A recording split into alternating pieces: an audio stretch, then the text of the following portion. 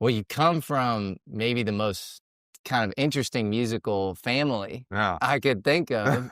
Alice Coltrane is your great aunt? Is that Yeah, right? yeah, yeah. And then Marilyn McLeod is your grandmother, and she wrote Love Yeah. Hangover, and she also wrote was it I Get High, or wait, Yeah, I know yeah, I yeah. Get High is the Styles P Swizz Yeah, Beats yeah, yeah. sample. But it's no, it is I Get High too, Yeah, right? yeah, Yeah, yeah. the original Free to Paint. Yeah, She yeah, wrote that as well. yeah. So you just come from amazing, Man, family when it comes to this stuff. they still was looking at me like I was crazy though, dog. They were like, "Why does shit sound like some hitting on some garbage cans?" Like, "Why? What is this?" And I was like, "But you guys are crazy too. What are you talking about?" But yeah, I had to find my way, just like we all do. It is true. Your drums, I think, set you apart so much. It's like that plus the crazy synths, like like sounded like it was like you leaned into the computer thing. Yeah, yeah, And yeah. it was like that plus the drums, which, was like, yeah, it was like garbage. It was like back alley, like crazy. And it was like, oh my God, this is crazy. Yeah, yeah. Well, yeah, just went for it, man. Just went for it. A lot of support from my grandmother though. Mm, She was the first person to put a machine in my hands. mm. She had was the six 606, the TB 606 or something like Okay. that, like one Yeah. of them drum machines with like, those weird analog sounds and stuff in there. And she was just like, here, take it. And I was just making drum beats and stuff when I was really young. And that was kind of what set me up. And then Wow. just being around different family, like my cousin, he was making music on a Mac Mm, 2CI, like old Mac, like back when that was like super foreign to record mm. on. And was watching him while I'm playing Sonic the Hedgehog. He's like making stuff that sounded like Prince and stuff. And like I was just always surrounded by music and always surrounded by people trying to make stuff. That makes sense you played Sonic the Hedgehog because I feel like it's Oh, that dude. Sega, like, Oh Wave man. Racer Oh vibe. man, no doubt. And those loops, man, they still in my head, man. Mm. I still be sampling Sonic too. Still to this day. That's awesome. Yeah, yeah. So, was Alice an inspiration for you early My on? Aunt Alice was such an inspiration, but I feel like my appreciation for her and her music grew over time. Mm, Like when I feel like kind of in high school, all the stuff started to make more sense to me, and I was really starting to see it. But then when I went to college and really started like vibing there and like, trying mushrooms and stuff, and leaving my brain and stuff, I'm like, oh, I get it for real now. It was really starting to make sense. And I had just the deepest appreciation for it. But, still to this day, like I feel like every other year I'll go back and listen to music that she mm, made and just be like, whoa, what was she doing? How did she do that? Why mm, why did she do that? mm. That was a weird choice, great choice. But, like Yeah. I'm still picking it apart after all these years. And you said you never saw her I never practice. saw her practice. That's Never crazy. in my entire and she was like the Coltrane side, though, they're like the closest family to me in LA. And so I spent a lot of time over there. I went to school right by their house. So I walked from school to hang out over there all the time. And, I would see them very often. I never saw her practice. Never. And I remember one time when I was like maybe like 10, 11 years old. I went over to the house and she had a beautiful piano, beautiful grand Steinway piano, surrounded by, her harp and all these amazing instruments. I went in there. I was like, hey, can I go play your piano? Yeah. She was like, well, are you going to play it? I was like, I don't know actually. What do So you think she meant by she that? meant, am I going to get down, dude? Like, don't mess around, like, don't go in there like messing around on my piano. You're going to go in there and play it. You can Whoa. go play it, but you better play. So I Yeah. was like, I took that like, so I didn't do it. I Yeah. never touched that thing ever. And she was very kind of spiritually tapped in as well, right? Oh man, She yeah, was a Hindu? she was the most tapped in. I would say, yeah, there's a lot of influence, but I guess it would be more non-denominational leaning. Mm. But yeah, a lot of influence there, definitely. Yeah. Yeah, she's amazing. I mean, just hearing what's it? I think it was Turiya and Ramakrishna, Yeah, I yeah, yeah, yeah, believe. yeah, yeah. It's like that old blues Yeah, kinda yeah, vibe, and it's just so beautiful. It's, like, ethereal and yeah. beautiful, and you're like, "Where is this coming from?" It's It's amazing. it's wild because it can always be you can always hear the blues, and then it just goes to some other just crazy Mm. places, and I remember being with her in Paris Mm. once. She had me come with her and Ravi, they played a show in Paris toward the end of her life, and, um I just remember just hearing her, she was like she was like Yoda, she was like Mhm. a Yoda type person Mhm. where she was like she was really tiny and, moved very slowly, very gentle with everything. But, when she went on that piano, boom, was busting out all crazy, like, who is this person? And it was like, even Rodney, her son, she was like, whoa, what is going on? So like, she was tapped in for sure to the source.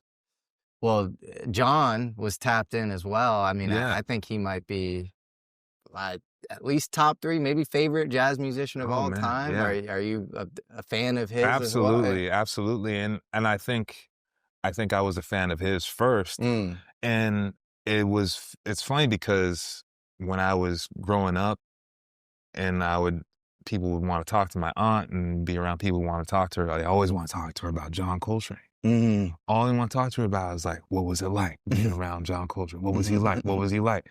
And she would always answer very humbly, and and then now it's like everyone wants to talk about Alice Coltrane, Uh-huh. and it's really awesome to see that and Yeah. just to see the turn happen. Mhm. But I do wish she was here to see her influence um, in the way, because I feel like now I'm hearing way more about her than Mm. him, Mm. even though he's I go to sushi restaurant, it's always John Coltrane playing, in there. But like, I just feel like the young folks around are really vibing on our music right now, and it's really cool to see. Absolutely. Well, she really, I think, just pushed the envelope and experimented. Obviously, he was amazing too, but Yeah. that is cool to see. And it's interesting how music kind of like your UFO interest ebbs and flows and changes. And how do you feel like, do you feel like it's in an interesting place right now? Do you feel like it's in a weird place? Like What? music at Music in large. general? Is that even a question you can ask, or is it just it is Nah. what it is, or like As far as the industry and all that stuff, I can separate it and think about it in terms of like the actual music itself. And mm, there's always some good stuff going on. always. Always, always Yes. interesting. You just gotta look for it. Yeah. You gotta seek it out. But if you're only gonna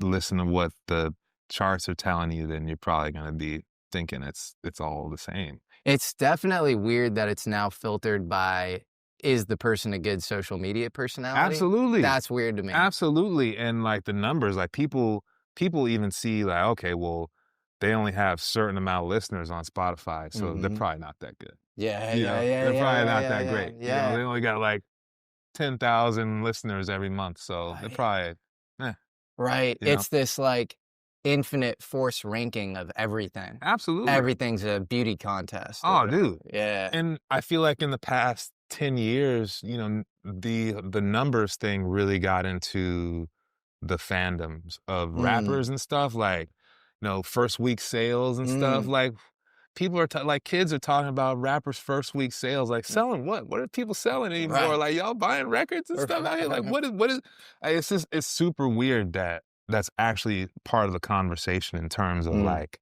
is something good or interesting? It's Mm. like, what are Mm. they selling? How much are they moving? How many units are they Yeah, moving? right. Like, it's like old barbershop conversation or something that has just Yeah. now become like a very, very popular bit of the conversation, unfortunately. Well, you started an amazing record label, Brain Feeder. Do you feel like, and I didn't even realize some of the people you had signed, Yeah. I was independently fans of and doing research Oh, I for them. like So I that. was like, Like I was who? like, Like who? Taylor McFerrin? Like, Oh, yeah. Oh, yeah. I was like, Yeah. of course he signed him. Like, it's like Yeah. Yeah. similar drums and like, Of course you'd be into Taylor oh, McFerrin. I love like that. When I Yeah. first heard, I think it was Degrees of Light. I was like, Yeah. Yeah. "Wow, like this is crazy. Like, Oh, what is that?" It reminded me of you a little bit, it's cool. and Daedalus, Yeah. Yeah. Yeah. and I'm trying to think. There were a couple others on there where I was like, "Damn, I didn't even know you guys had worked together." Yeah, yeah. Brain Feeder has been going for a minute, man. It's been going for a minute, and it's something that I'm actually really really proud of because it's something that is kind of flourishing Mm, on its own at this point, and mm, I'm still doing a lot of work with Brain Feeder and curating and mm, an A&R side, but that's like it's a machine that's moving and mhm. it's awesome to see. Yeah. And maybe through that, you can fight back a little bit where it's like, "I don't care if you have 10,000 weekly streams or whatever, like, Dude, I love it." You know, dude, I'm gonna put you absolutely, on, yeah? absolutely. And it's become a thing where there's a lot of risk in the personal sense because I want to do right by the artist. Mm, But as far as everything else, there's no risk for me. I'm yeah, not trying to make money there. yeah, It's really not my source of income like that. yeah, It is, but it's not, at the yeah, same yeah, time. So I just was like, it's a passion project. But mhm, like, I've been so grateful to be able to see all these different artists flourish mm, and have their careers and, they're doing their thing yeah, from being there. Yeah. super cool. Is there anybody you're into now that the public probably doesn't know about? Oh yeah, absolutely. There's an artist just named Thing, Okay, just Thing. I love it. Some drum and bass, like classic drum and bass, but Wow. sometimes we'll mix up some UK like two step, Uh-huh, kind of garage UK garage kind of vibe. Um, you know, smaller following, uh-huh, doesn't matter, don't care, but like I'd be in the gym, it's like da, da, da, doing a uh, listen to Amen breaks and stuff. It's like, uh-huh. yeah, so it's kind of random, but and the cat puts out stuff like every week. It's pretty crazy. Damn, I know. It's Thing. yeah, Thing, Go yeah. check out Thing. Thing is dope. Thing is dope. Yeah. Sick, man. Yeah.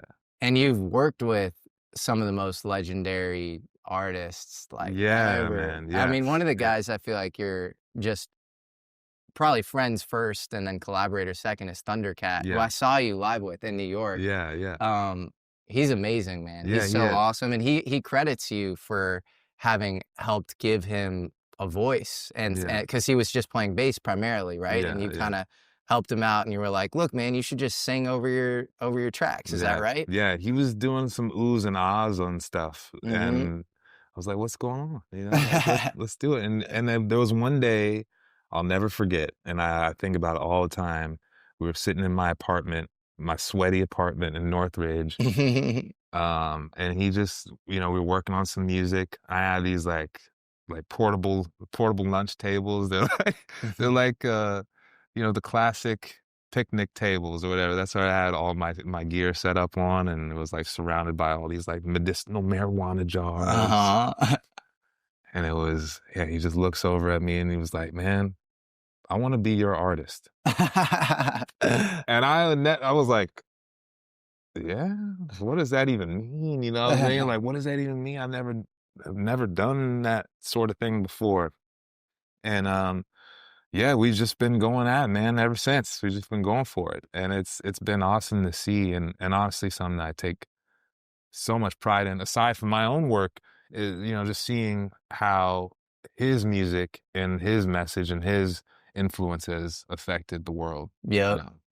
You see, he's another guy who, like, back in the day, I think was always respected, like, Yeah. as almost like an artist, where it was like he's amazing Yeah. on the bass. Yeah, yeah, yeah. And then, like, in the last 5 years, I feel like people are just like, everybody knows Yeah. who Thundercat is, Yeah. which is so cool to see. Yeah. I was just randomly at dinner and they're playing his music just randomly, and it just Yep. comes on. I'm like, "Damn." Let's go. Yeah, I love it. I love it. Different parts of the brain have different activities.